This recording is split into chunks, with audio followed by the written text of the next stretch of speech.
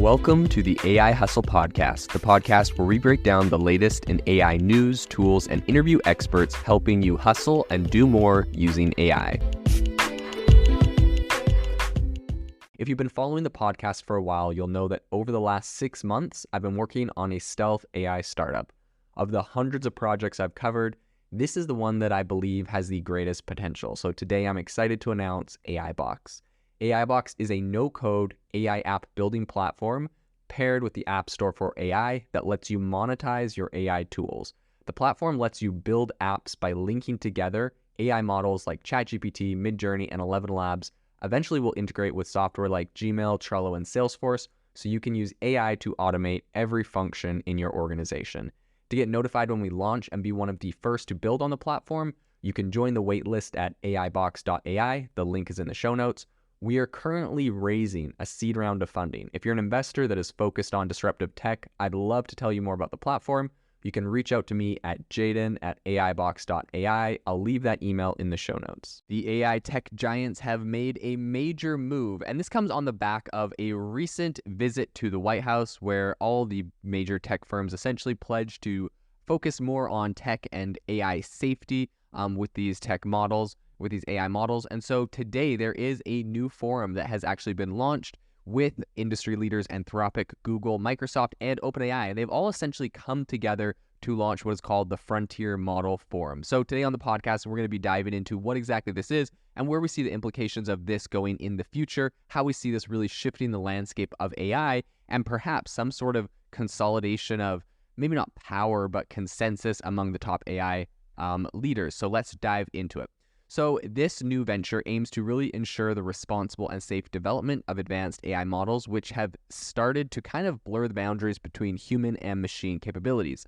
Frontier models, by definition, are large-scale machine learning models whose capabilities essentially surpass those of current cutting-edge models, enabling them to undertake a really broad range of tasks. So recognizing the potential risks associated with these, quote-unquote frontier models, this new Frontier Model Forum is going to focus on establishing safety standards, identifying best practices, and also encouraging research and development towards mitigating potential threats.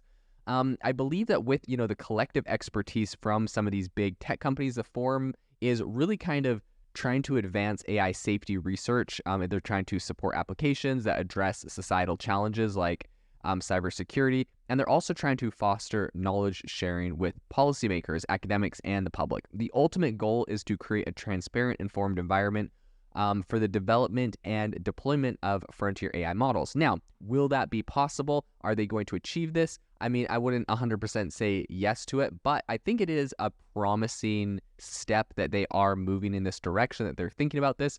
Do I like the consolidation of power? It's kind of interesting because, on the one hand, you see, so I'll tell you the criticism that people are going to give to this. Number one, you kind of saw what was called the light bulb cabal or something, where essentially Philips light bulb, I believe, don't sue me, Philips, I go do your own research on the story, but essentially there's a bunch of light bulb companies. They all got together and they decided that for the safety of light bulbs, they were only going to make them so the light bulbs, instead of lasting 100 years, only lasted 2 years or 5 years or whatever. And if you look at the lifespan of your average light bulb, it has continuously declined as this group of light bulb makers have gotten together to determine light bulb safety or whatever they decided to deem it as.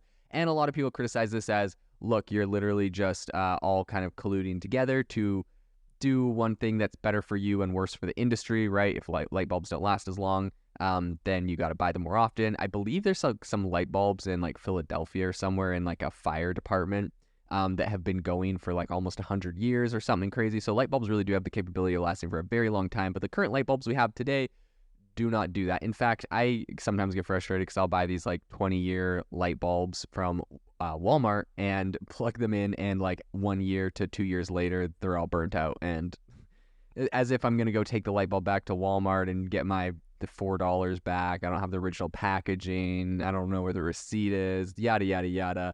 So I just think that's the criticism people are going to give to this. It's going to be the same thing. They're going to be worried that when you have the big players like Google and OpenAI and Microsoft all together in this big AI forum, that perhaps there's going to be a little bit of colluding. And in addition to this, the forum they get to decide who they allow into the forum. So it's kind of like a club, and they get to decide who comes into it. And maybe, Anthropic has a competitor they don't like, and they decide that they don't get to join the club. And then if you're not certified, a good player in the Frontier Model Forum, maybe you don't get to get certain contracts with companies or the government or other things. So there's kind of this whole insider trading feeling that I know people will push back against. But at the same time, I think it is, important sometimes for industry leaders in these big firms to come together and make consensuses on things. You see this even happening in other industries. For example, the electric car market, right? There was all these different charging ports. Random example, there's all these different charging ports, and Tesla came out with the North American standard electric charging port. And in order to make it so that everyone, when they go to an EV charging station, is using the same adapter, they don't have to get all these different adapters. And like maybe some, Ford can't go to Tesla super chargers because they don't have the right adapter. And, to avoid problems like that, essentially you had all of the different car companies in North America kind of coming together and adopting this uniform, the North American charging standard for EV cars, which was essentially the Tesla adapter. And I think they just open sourced the patents, or let everyone use the patents to use this specific type of adapter. And now it's pretty much unlocked the thousands of Tesla superchargers across the country and around the world to every car owner that will eventually, right? We had Ford, General Motors, Rivian. We've had a whole bunch of different car companies say that they're going to be adopting this, this standard charging port. And I think it makes a lot of sense, right? They can tap straight into infrastructure that's already built. We don't have to build different charging ports for different types of cars. It would have been a big hassle. So something like that, you see like, oh man, there's some serious benefit to the consumer and to everyone when these big companies come together and come up with a consensus on some things, some standards and whatnot, and best practices. So that is, I think, a pro to this. But then there is also the cons. So I think there's going to be two sides to this, and we're really going to have to watch this to see how this plays out. But essentially, the Frontier Model Forum is going to structure itself around an advisory board to guide its strategy and priorities. And they say that they're going to be leveraging diverse backgrounds and perspectives. The forum also encourages participation from other organizations developing frontier AI models, fostering collective approaches towards the safe progression of these models. That's kind of their idea here. But in the coming years, the forum is primarily going to focus on three areas. So number one, establishing best practices, advancing AI safety research, and then finally facilitating information sharing among companies and governments, which of course is where people start to see some alarm bells, is the whole information sharing among companies and governments. It just feels like a little bit less privacy, so some people definitely don't like that. I think this will involve promoting knowledge sharing across different sectors, identifying critical research questions in AI safety, and establishing secure mechanisms for sharing information regarding AI safety and risks. Leading figures from the founding companies have actually expressed like that they're pretty optimistic about this whole initiative. So Kent Walker, he's the president of global affairs at Google and Alphabet, and he believes that technical expertise sharing is going to promote responsible AI innovation. Microsoft's vice chair and president, Brad Smith, he reinforces the company's responsibility to ensure AI technology is safe, secure, and remains under human control. And then, of course, similarly, we have Anthropic CEO, who is Dario Amodei, and Anna Makenju, and the vice president of global affairs at OpenAI. That was Anna, I believe. But both of them emphasize the profound potential of AI to really benefit society and make oversight and governance of AI developments imperative. So in the coming months, the Frontier Model Forum is going to establish key institutional arrangements, including a charter, governance structure, and funding mechanisms.